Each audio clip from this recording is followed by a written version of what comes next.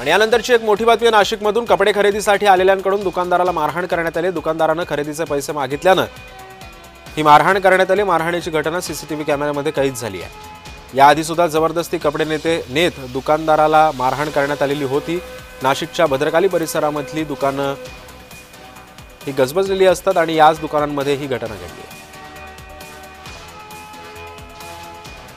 आपण पाहतो ही CCTV footage आहेत। नाशिकच्या भद्रकाली परिसरामध्ये ही घटना घडलेली आहे।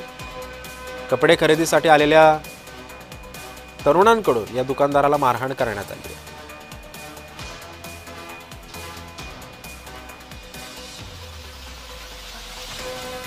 मारहाणीची घटना ही सीसीटीव्ही कॅमेऱ्यामध्ये कैद झालेली आहे।